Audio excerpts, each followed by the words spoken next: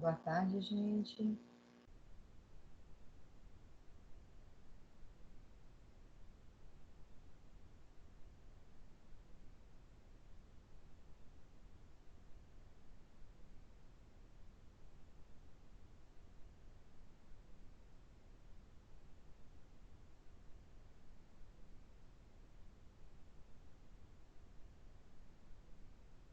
Boa tarde, galera. Tudo bem com vocês?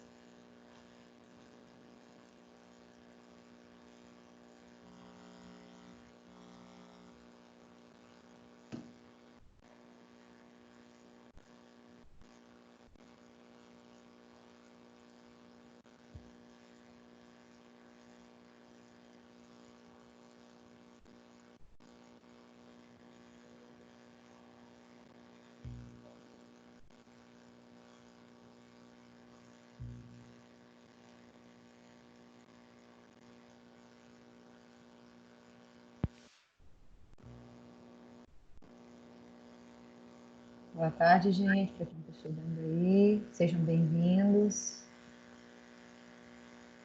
Vocês já estão vendo a minha tela, todo mundo? Sim. Beleza. Vão dando uma olhada nas frases para a gente comentá-las daqui a pouquinho. Só dá um tempinho mais, uns minutinhos aí para os meninos chegarem.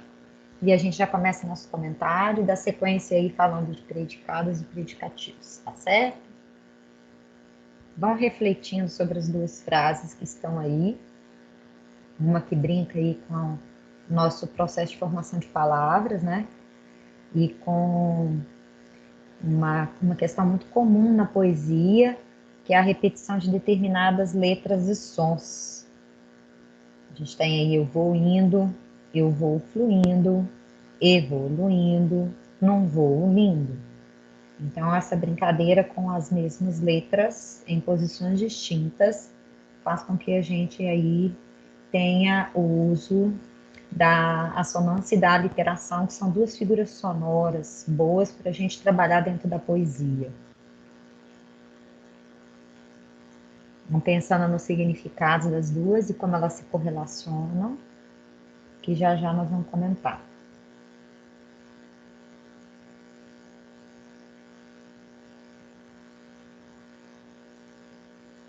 Não esqueçam não, estou vendo que alguns já colocaram aí, colocar qual a sala vocês pertencem, porque fica mais fácil na hora de fazer chamada.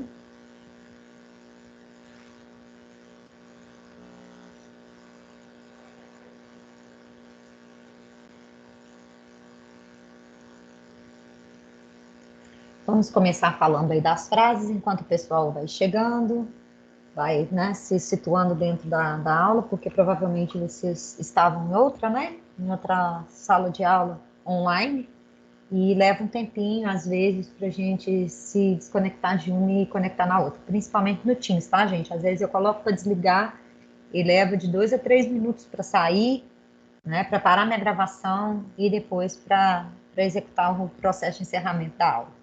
Então, vamos lá. Vocês têm aí na primeira parte da tela, em todas as duas eu escolhi a questão da borboleta, porque as duas frases, de alguma forma, vão trazer para a gente o processo da metamorfose, o processo da transformação. Claro que de formas diferentes. Então, quando a gente diz eu vou indo, eu vou fluindo e evoluindo num voo lindo, tem uma correlação com o processo da metamorfose. De que forma vocês associariam essa ideia aí da mudança, né? Ou essa ideia da brincadeira, né? Das letras trocadas de lugar, com o processo da transformação, da metamorfose? De propósito, vocês veem que tem algumas letras em negrito, né? E outras com a letra comum. Antes da gente passar para a segunda frase, que já tem um outro ponto a partir da metamorfose, da transformação, da mudança. O que vocês veem na primeira frase aí, em termos de metamorfose ou de mudança?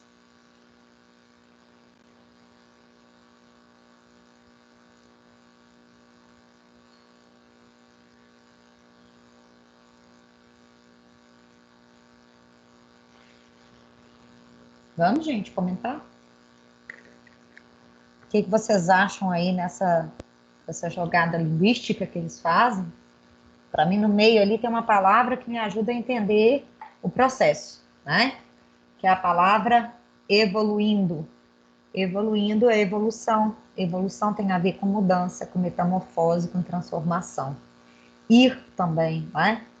Quando a gente pensa na ideia do ir, o ir, a direção sempre será para frente.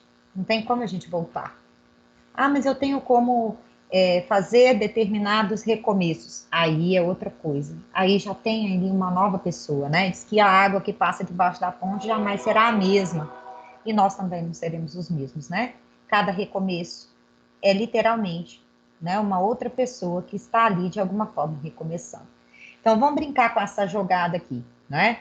Eu vou indo na frase de baixo, né? No verso de baixo. Eu vou, e vou fluindo, né? Porque na verdade não tem o, ele quebra aqui, né? Aqui ele mantém, e aí ele aparece aqui com um pedacinho a mais que é o flu, né? Eu vou indo e vou fluindo, evoluindo num voo lindo. O que é fluir? É deixar acontecer, é deixar ir. Então, se a gente pensa na metamorfose, na transformação, seja do ser humano, seja da própria borboleta, né? Nós temos vários estágios na transformação da borboleta. Primeiro, ela se fecha dentro dela mesma, e a partir dessa agonia, dessa construção dolorosa, é que a borboleta se transforma, que ela se refaz, digamos assim, porque o líquido que vai perpassar a asa e vai dar a ela a possibilidade de voar é produzido durante o instante em que ela está presa dentro da crisálida, sofrendo dores. Tá? Então, a dor é transformadora, vamos dizer assim. É o processo de transformação que pode ser visto como um processo doloroso.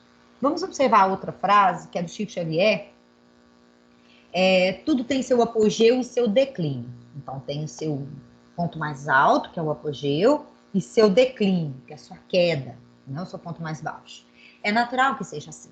Todavia, quando tudo parece convergir para o que supomos nada, eis que a vida ressurge, triunfante e bela. Novas folhas, novas flores, na infinita bênção do recomeço. E aí? Primeiro, eu preciso entender o que é convergir. Quando a gente fala assim, ela diverge de mim, significa que ela tem uma opinião muito diferente da minha. Divergir, opiniões distintas, convergir, aquilo que acompanha ou segue um mesmo patamar, um mesmo processo, ou que de alguma forma se encontra. Então, eu gostaria que vocês agora correlacionassem as duas frases para mim. Quem poderia correlacionar aí, participar aí comigo? Estou achando vocês muito caladinhos hoje.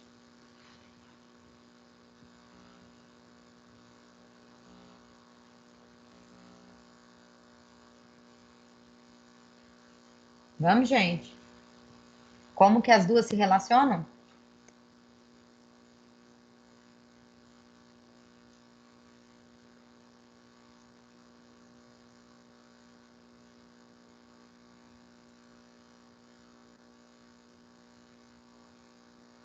Vamos, o que está acontecendo com vocês hoje que vocês estão tão quietos? Olha, a única relação que eu consegui fazer é porque no da esquerda parece que vai tendo um fluxo, daí fala evoluindo num voo, tipo, vai evoluir. E no outro fala que tudo tem um apogeu e um declínio. Daí o apogeu seria evoluir e o declínio, não sei. Seria a dor. Toda mudança, ela dói, ela fere, ela incomoda, né? Então, esse voo lindo que é mencionado na primeira parte, ou esse apogeu, ou essa vida que ressurge triunfante e bela, são relacionadas nas duas frases. Então, esse recomeço pede para a gente ter paciência com a dor. Então, tudo aquilo que nos incomoda, que nos fere, que de alguma forma, né, é difícil para nós, é preciso trabalhar isso de uma maneira convergente, supor que a gente, né, colocou ali, ó, que a gente não é nada, então que a gente precisa de olhar para a gente mesmo, perceber que nessa pequenez, nessa maneira, né, de olhar para dentro, que a gente é pequeno, mas que a gente pode contribuir para algo maior, convergir para esse ressurgimento, porque sempre haverá um novo tempo, um novo começo, novas folhas, novas flores, e aí o recomeçar. Bem aquela ideia, viu, gente, que não sei se vocês já ouviram falar na lenda da Fênix, que é aquela ave, né, que literalmente ela queima até as cinzas, e das cinzas ela ressurge triunfante e bela. Então é um processo de evolução. A ideia da dor, né, o queimar, o fluir, como ele disse também, essa ideia de que às vezes não é tão fácil, né, lidar com essas dificuldades. Aliás, eu acho que nunca é fácil lidar com essas dificuldades, mas ao mesmo tempo, essas dificuldades necessárias vão nos transformar, vão nos transmutar e nos possibilitar voar. Por que voar, gente? Por que a metáfora do voo? Porque o voo é aquele olhar que sai da zona de conforto, sai do comum, sai do comodismo, para enxergar novos caminhos. Então, por isso que a ideia do voo e a ideia da metamorfose cabe muito bem aqui. Bom, tomara que tenha alguém aí que queira acrescentar alguma coisa e eu vou dar sequência com vocês, aproveitando a tirinha do Armandinho. Alguém quer acrescentar aí sobre as duas frases? Deixa eu jogar elas na tela de novo, antes de falar da tela do Armandinho. Alguém quer acrescentar, gente? As de hoje estão mais difíceis, pelo jeito, ou vocês estão mais resistentes à metamorfose? Dói, né? Incomoda pensar que a gente tem que passar pela dor para chegar em algum lugar, ou para perceber a beleza das coisas.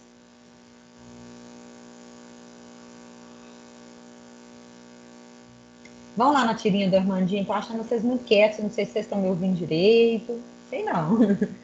Vão lá, na tirinha do Armandinho, eu tenho várias aí ao longo da apresentação, que vai falar sobre predicados e predicativos, explorando a questão aí do papel desses verbos, né, e correlacionadamente aos verbos, o papel dos predicativos, porque eu só vou conseguir entender o valor do predicativo se eu conhecer o verbo. Então, a primeira coisa que eu tenho que saber é se esse verbo, como a gente falou na aula passada, é um verbo significativo ou é um verbo de ligação. Se ele é um verbo de ligação, ele vai vir acompanhado do predicativo do sujeito.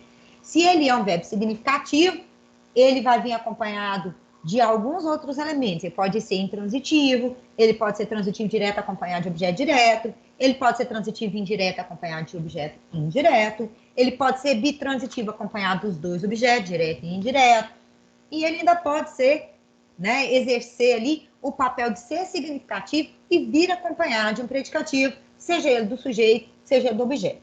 Nessa tirinha, essencial à vida de todos os seres humanos, começa com a letra A. Como você conseguiu errar essa? É óbvio que é água. O que você colocou na prova? Amor.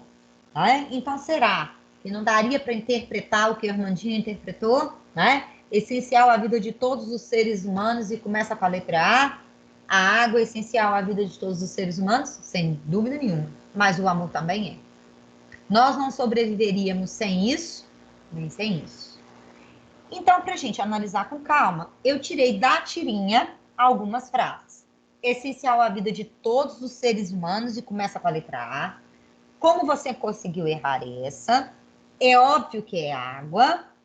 O que você colocou na prova. Então, se só vamos observar que todas as frases estão reproduzidas abaixo, a única que a gente tem aí que não está aqui é a última, pertencente ao último quadrinho, porque é uma palavra só, tá? E como palavra só, ela constitui frase, mas ela não constitui oração.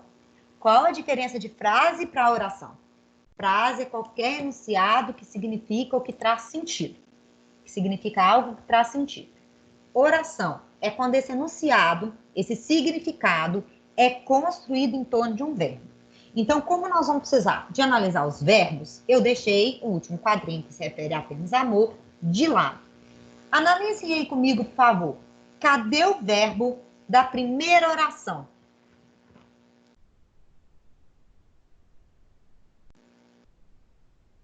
Começa?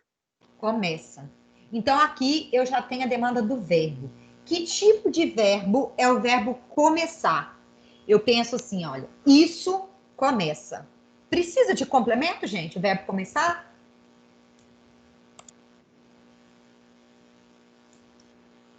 Eu acho que precisa, porque não tem como nada começar. Algo tem que começar.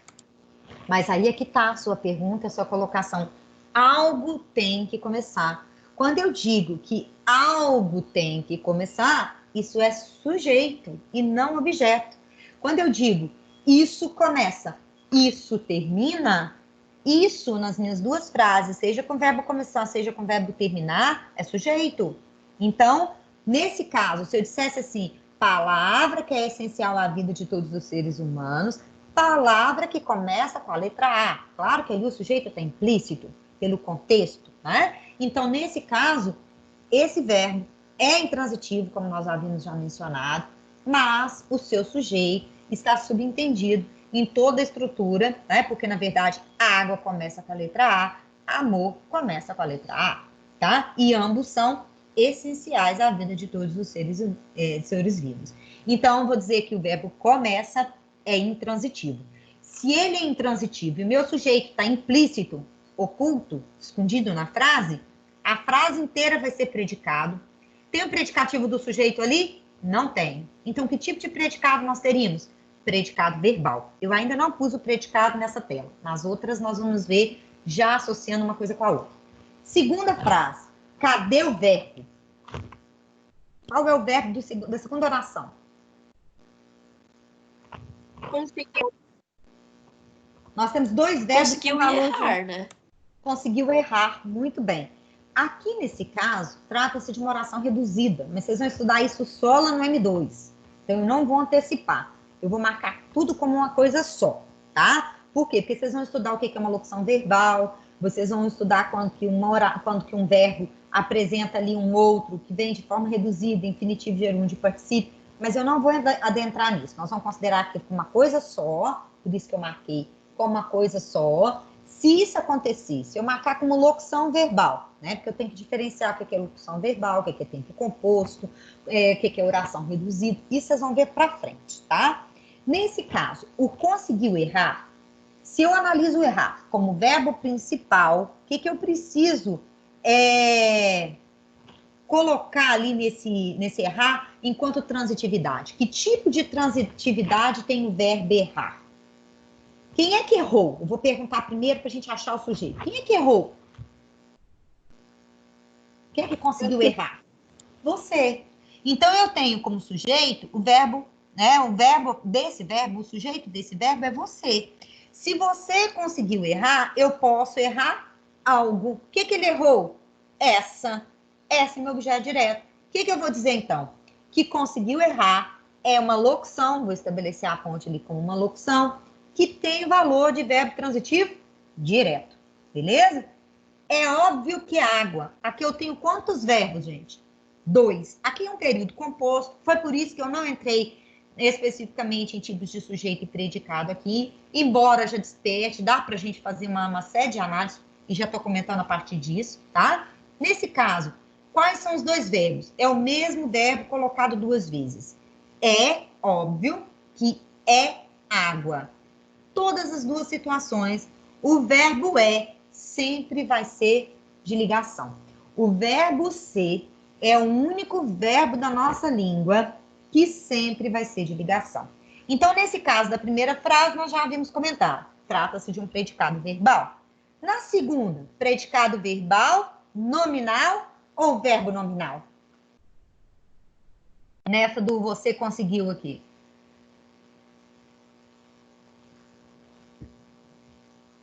Qual o tipo de predicado nós temos nessa frase?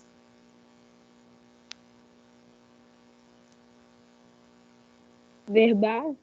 Verbal, muito bem. Porque se eu tirar o verbo, a minha frase inteira perde o sentido, certo?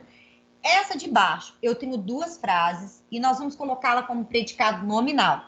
É claro que para ela fazer sentido, eu tenho que retomar, certo? É óbvio que água fica muito complexo para a gente fazer aqui. Cadê o sujeito? Né? O sujeito está implícito, está colocado na tirinha. Então, eu tenho que tomar cuidado com isso. Mas toda vez que o meu verbo de ligação aparecer, eu vou saber especificamente que trata-se de um predicado nominal. Seja aqui, seja aqui. O que você colocou na prova? Cadê o verbo? Colocou. Colocou. Quem é o sujeito do colocou? Quem é que colocou algo na prova? Você. Você.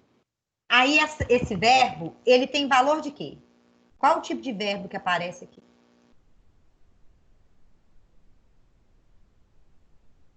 Por que ele é DTD? Me expliquem.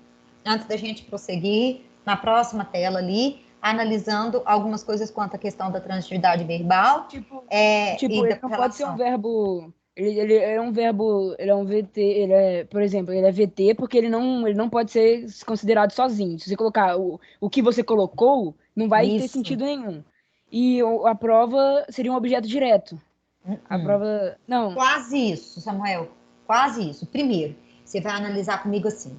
Realmente a sua análise inicial está certa. Quem coloca algo, coloca alguém. Aí eu posso colocar algo, alguém, em algum lugar, certo? Nesse caso, o que eu vou observar?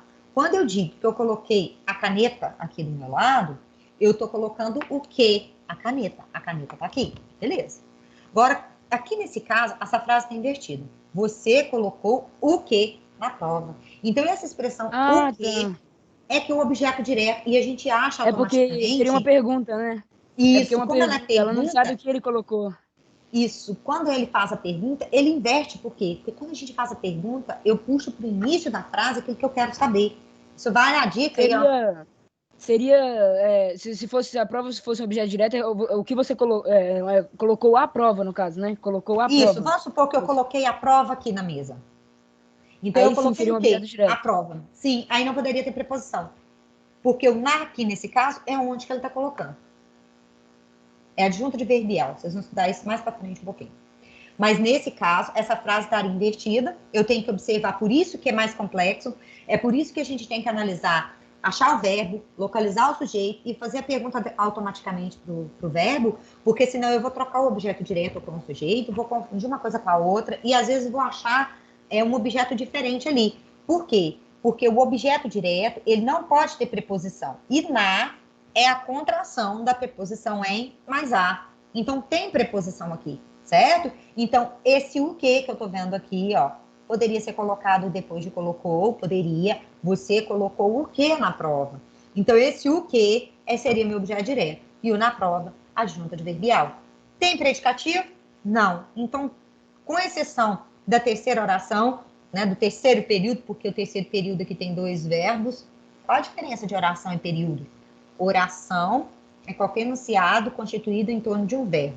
Período pode ser simples, quando contém um verbo só, ou composto, quando tem dois ou mais verbos. Observe que o terceiro período, aqui eu tenho período simples, período simples, período simples. Nesse terceiro, eu tenho o que a gente chama de período composto, vocês vão estudar também no M2. Bom, vamos lá. Eu tenho nessa tela uma definição de predicado nominal. O que é um predicado nominal? Nós já vimos falar na aula passada, mas eu vou retomando todos os conceitos, né? É toda vez que eu tiver um verbo de ligação, mais um predicativo do sujeito. É sempre composto desses dois elementos. E o núcleo do meu predicativo também será o núcleo do meu predicado. Mas primeiro, eu preciso lembrar, e a gente já falou, o que é verbo de ligação? É aquele verbo que serve como elemento de ligação entre o sujeito e seu atributo. É aquele verbo que vai relacionar um estado, certo? Que pode ser permanente, contínuo ou transitório. Você é louco? Eu sou poeta. Então, nesse caso, eu tenho o mesmo verbo ali nas duas frases, tá? Claro que o verbo ser é um verbo irregular, então ele vai apresentar conjugações completamente diferentes. Então, aqui eu tenho o é e de cá eu tenho o sou. Todos dois vão ser que tipo de verbo? De ligação. Se eu tenho verbo de ligação, eu vou ter qual é o sujeito? Quem é que é louco? Você. Você é meu sujeito. Você é o quê? Louco. Observe que louco se refere a uma característica que a gente atribui ao sujeito. Então, o que eu vou dizer? Que trata-se de um predicativo do sujeito. O que são predicativos? Predicativos é a atribuição de característica. Quando essas características são intercaladas pelo verbo de ligação e atribuídas ao sujeito, eu tenho um predicativo do sujeito. Quando essas características são atribuídas ao objeto, eu vou ter o predicativo do objeto. Nós vamos ver isso na prática com frases, porque senão fica muito vago. Na frase seguinte, eu tenho uma estrutura semelhante. Ah, peraí, que eu acho que eu citei o predicado. toda vez que eu tiver VL mais PS, eu vou ter um predicado que? Nominal. Beleza, terminei a primeira frase, vou passar para a segunda. Não fiz nada de classificação do sujeito, porque o nosso foco está no predicado. Beleza? Mas se eu tivesse que classificar, qual é o tipo de sujeito que nós temos aqui? Sujeito simples. Por que ele é simples? Porque ele só tem um núcleo. Segunda frase. Eu sou poeta. Cadê o verbo? O verbo é sou. Que tipo de verbo é esse? Também um verbo de ligação. Por que ele é verbo de ligação? Porque ele estabelece uma ponte entre poeta e eu. Por que louco é predicativo do sujeito? Porque nesse caso, eu tenho uma qualificação estabelecida para você. Então, observem que, seja louco, seja poeta, eu tenho aí uma abordagem de caracterizar o sujeito. Observem que louco é um adjetivo e poeta, mesmo substantivo, pode ser característica ou uma atribuição de característica a alguém. Profissão, papel, né? Que ele vai exercer. Então, nesse caso, poeta está estabelecendo uma ponte com o meu sujeito a partir de um verbo de estado. Então, eu tenho um predicativo do sujeito. Como eu tenho verbo de ligação mais predicativo do sujeito, consequentemente, eu vou ter um predicado nominal. Beleza. Vamos lá na tirinha. Pai, o que é utopia? Utopia é como a linha do horizonte. Por mais que a gente caminha, nunca iremos alcançar. E para isso serve a utopia, para nos fazer caminhar. Essa frase foi dita, inclusive, por um pensador, acho que um dos palestrantes que trouxe esse conceito de utopia, comentou isso com a gente, foi o Roberto Crema, acho que ano passado, um ano atrasado, não sei. Talvez vocês consigam me ajudar a recordar. E esse conceito de utopia é importantíssimo. Nós estamos vivendo uma época, que é a época da pandemia, onde tudo se parece, né? Onde tudo é instável, inseguro. A gente não sabe o que vai acontecer, quando é que vai acontecer isso ou aquilo. A gente sabe que precisa, que vai chegar, que vai passar, mas quando? Parece interminável. Então, essa utopia, que é esse desejo de se chegar a algum lugar, ainda que pareça, né, que esse lugar jamais vai existir, é utopia. E aí a gente tem conceitos interessantes para utopia. A gente tem utopia como sonho inatingível, como sonho impossível, como meta inalcançável, e temos esse conceito de utopia que o Armandinho traz aí para a gente. Melhor dizendo, que o Alexandre Beck, através do seu protagonista, do seu personagem, né, mais comum nas suas tirinhas, que é o Armandinho, que é esse menininho de cabelo azul, traz para a gente. Então, é um conceito diferente de utopia. Ele vai utilizar aqui várias vezes um verbo de ligação. Então, ele coloca o que é utopia. Detalhe, na frase que está aqui da tirinha, ó, o que é utopia? O que seria o sujeito? O que seria o predicativo do sujeito nessa frase, antes de eu passar para outras? Me dizem aí, qual é o sujeito no que é utopia? Não, o sujeito... É o quê? Ok? Igual aqui, ó. Isso aqui é o sujeito, verbo de ligação, predicativo do sujeito. Tá vendo? Seguir uma ordem. Ah, então só porque começou com o que ele vai ser sujeito? Não. Eu vou observar o papel que o verbo vai estar exercendo ali. Então, esse o que aqui, ele serve tanto para sugestionar a pergunta, como a gente comentou lá, o Samuel estava me perguntando, relacionando lá, achando que era um objeto direto lá na prova, e era outro papel, porque a frase estava trocada. Aqui ele tem um valor de exclamação, né? Mas ao mesmo tempo ele está relacionando também o papel de pergunta. Pai, o que é utopia? Eu acho até que aqui deveria ser ponto de interrogação e não exclamação. Mas aqui, se eu não estiver enganada, é uma exclamação, tá? Porque por causa da aspas aqui, ó. Talvez, inclusive, haja aí um erro na forma de abordar, porque o tom de pergunta sugestiona mais o que a gente tem no restante da tirinha, né? Então, nesse caso, o que vai ser o sujeito é verbo de ligação, utopia é predicativo do sujeito. Aí, na seguinte, utopia é como a linha do horizonte. Digam lá, qual é o sujeito, qual é o predicativo do sujeito na frase inicial do segundo quadrinho?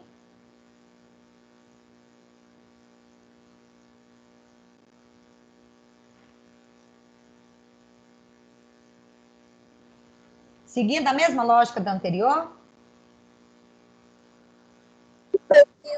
Utopia? O sujeito é utopia.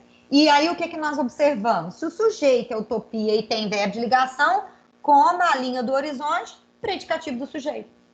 Beleza? Então, sempre nós vamos achar o verbo, fazer a pergunta para o verbo, localizar o sujeito e ver o que mais que eu tenho na frase, certo? Sempre a gente vai ser pertinente à análise a partir do verbo, para a gente relacionar todo o conceito de predicado, inclusive de predicativos, eu preciso de retomar sempre a partir do verbo. O verbo é a chave para toda a análise sintática. Eu vou enxergar qualquer elemento que aparecer na minha frente a partir do verbo, certo? Então, o que, que eu tenho lá de baixo? Ó, eu não marquei, nem não fiz uma divisão, devia ter grifado os verbos para a gente ir analisando, mas vamos pegar esse pedaço da tirinha aqui. Por mais que a gente caminhe, nunca iremos alcançar. Então, eu tenho mais dois verbos, caminhe e iremos alcançar, como locução. Então, beleza. Quem é que caminha? Pergunta para mim ali, quem é que caminha? A gente, sujeito. Quando eu olho para o verbo caminhar, tem necessidade de complemento? Eu caminho. Precisa dizer por onde que eu caminho? Não precisa, mas é um complemento. É um complemento, mas ele é um modificador do verbo. Ele passa a ser o chamado de adjunto adverbial, tá certo? Se eu dissesse, por exemplo, eu caminho pelos corredores da escola, eu caminho pelos cômodos da minha casa, eu tenho o pelos, né, em corredores da escola, ou pelos cômodos da minha casa, como uma modificação do meu verbo caminhar, é por onde eu vou caminhar. Então, é uma ideia de lugar. Não é uma obrigatoriedade do verbo, mas é uma possibilidade que ele me oferece. É o contexto que vai me dizer. Nunca iremos alcançar. E aí eu queria que vocês me dissessem, o que tem nessa frase aí de estranho? Quem alcança, alcança algo? Algo ou alguém. Qual é o conceito subentendido na tirinha? Só vai ficar claro porque eu estou interpretando dentro do contexto, porque se ela ficar isolada, fica sem sentido, fica vago, né? Quando a gente olha para a frase, nunca iremos alcançar, eu só consigo entender porque isso aqui está tudo correlacionado, ó. Só quando tem contexto. Só quando tem contexto. O verbo alcançar, ele tem uma necessidade de ter um complemento. Porque quem alcança, alcança alguém ou alcança algo, certo? Então, iremos alcançar, como verbo principal é o alcançar, é VTD. Beleza, eu tenho mais um verbo. E para isso serve a utopia. Cadê o verbo? Serve. Serve. Cadê o sujeito do serve?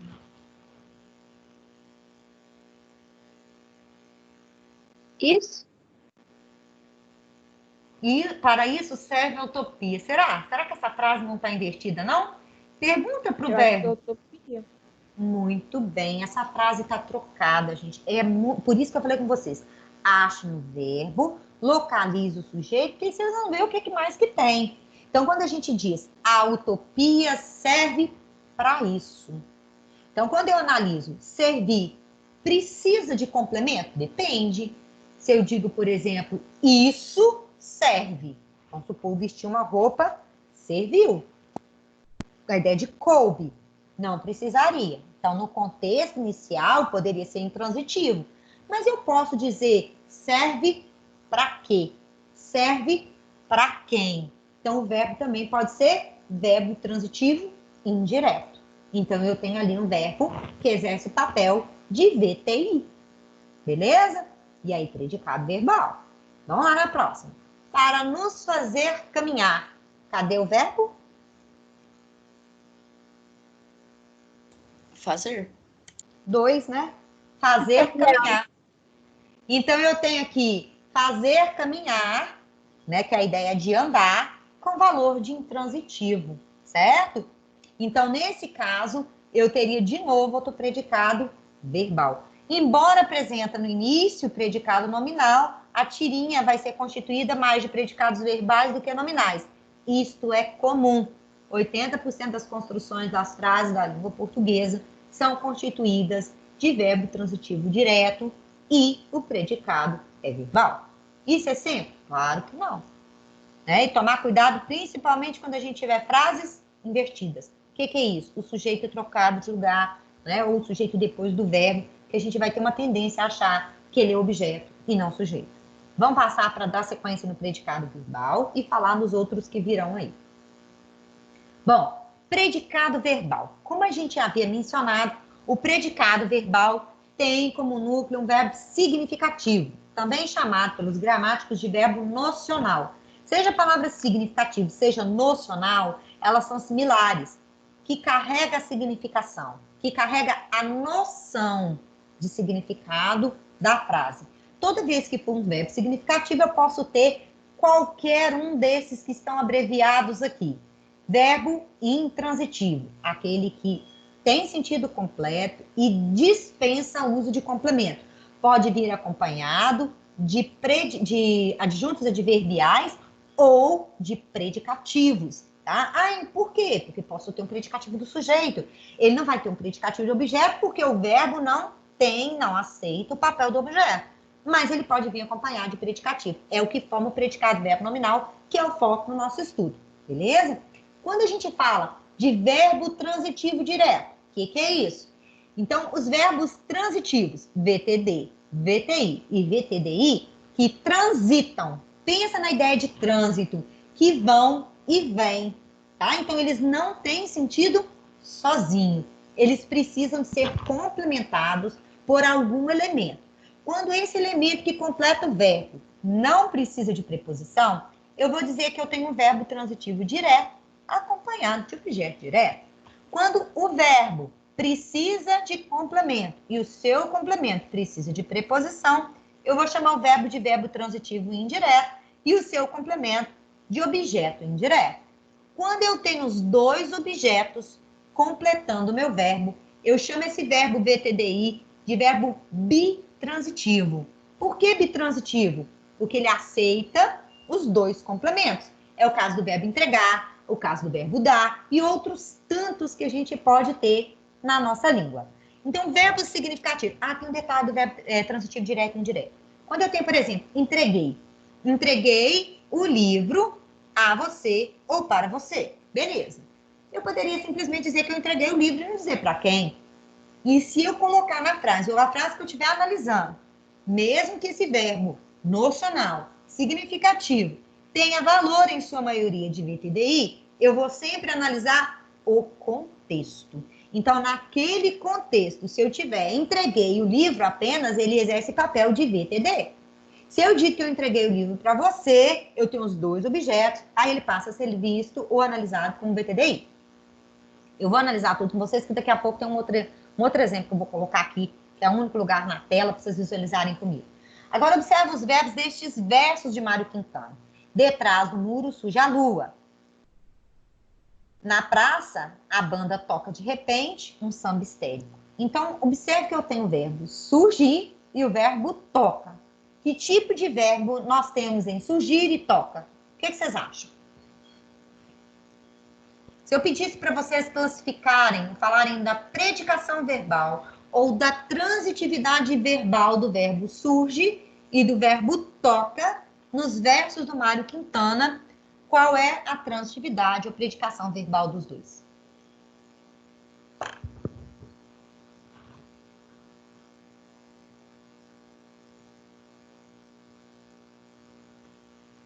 Surge é VTD?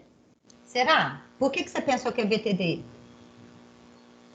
Acho que é por causa do complementar a lua, né? Acho que seria objeto direto, não sei. Mas isso não é sujeito, não? Tá vendo que quando o sujeito vem invertido, a gente tem dificuldade de visualizá-lo como sujeito?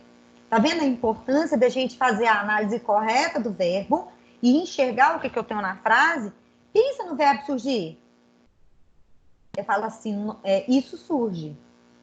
Essa ideia surge. A ideia surge. Precisa de complemento, gente? Eu posso dizer a lua surge detrás do muro ou só a lua surge. Eu não preciso do complemento do adjunto adverbial de lugar de trás do muro. Mas ali, o Quintana preferiu utilizar, inclusive, no início da frase. A frase está toda invertida, certo? Então, ele é intransitivo. E na de baixo? Na praça, a banda toca de repente um samba histérico. Qual é o tipo de transitividade ou predicação verbal do verbo toca neste contexto?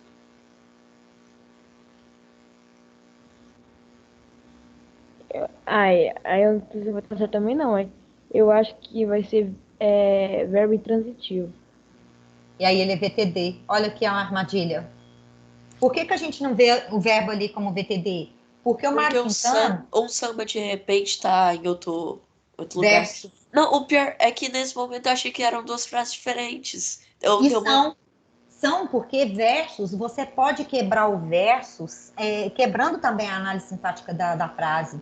Tá? Então, para ler um poema, eu preciso ler a estrofe inteira, eu preciso relacionar um verso com o outro, certo? E nós temos uma falsa ideia de que o verso é quebrado sempre com a frase completa. E isso não é real. E também O tem um verso detalhe pode que o quebrar. tem o maiúsculo. Eu achei que tinha acabado a frase. Mas tá vendo que isso aí vai muito do poeta, tá, gente? Isso que ele tá falando é pertinente, é importante a gente correlacionar. Por quê? Porque tem poetas que vão sempre introduzir todos os versos com letra maiúscula, tá? E tem poetas que vão fazer o oposto, que cada vez só vai usar a letra maiúscula quando for no início da estrofe ou quando tiver um ponto, né? Depois de um ponto, essa coisa toda. Então, no caso do Mário Quintana, ele fez de propósito tudo com letra maiúscula. Então, vamos fazer a análise da frase. Tem um outro exemplo que eu vou colocar ali. Aqui já está pré-determinado, mas eu fui marcando com cores diferentes. No exemplo, o motorista aventureiro gosta desse carro. O gosta é um VTI. O que é um verbo transitivo indireto? É um verbo que precisa de complemento e o seu complemento precisa de preposição. Ué, mas cadê a preposição? Esse de aqui, no desse, nada mais é que a contração da preposição de mais o pronome demonstrativo esse, certo? Então, o que eu tenho, então? Um objeto indireto. É objeto indireto porque eu precisei da preposição para completar o meu verbo. Quem gosta, gosta de algo ou de alguém. Mesma coisa no restante dos versos, né? E da frase que está embaixo, que nós vamos analisar rapidinho e fechar nossa aula aqui, porque meu telefone aqui já apitou que nossa aula está finalizando. Detrás do muro, surge a lua. Nós já identificamos que trata-se de um verbo intransitivo. Não precisa de complemento. O verbo toca, nós já identificamos que ele é um VTD. O que toca de repente? Um samba histérico, certo? Quem é que toca? A banda. Aqui eu consigo identificar o sujeito. Olha, quem toca? A banda. Toca o quê? Um samba histérico. Um samba histérico, meu objeto direito. Quando eu pego uma frase que tem um bitransitivo, eu vou ter, por exemplo, quem empresta algo para alguém. Mas o objeto indireto pode vir antes do objeto direto? Pode. Essa ordem não tem problema algum para a nossa análise sintática. Então, é bitransitivo, vou dizer que ele é VTDI, por quê? Porque ele é acompanhado de um objeto indireto, o lhe sempre vai ser indireto, eu vou comentar isso com vocês mais para frente, a gente vai frisar isso, tá? E o objeto direto, minhas revistas. Se eu fosse classificar todos os predicados dessas frases, são predicados verbais, beleza? Então, nós vamos dar sequência na próxima aula sobre transitividade verbal, vou especificar e vou falar mais um pouquinho sobre isso. Na quarta-feira, eu fecho esse comentário com vocês e já começo nas questões, certo? Então, se possível, dê uma olhada na página 106, para frente um pouquinho, tentem começar as atividades. É evidente que nós não vamos conseguir fechar as atividades na quarta-feira, porque eu vou terminar a explicação para depois começar as atividades, mas para isso ficar cada vez mais claro para vocês. Qualquer um de vocês que tiver dúvida nessa parte, vai colocando para mim quais são as dúvidas, seja nas lives, seja lá no Clube Escola, beleza? Então, fiquem bem, se cuidem até quarta. Valeu, galera. Tchau, Ney. Tchau, Ney. Tchau. Tchau, galera.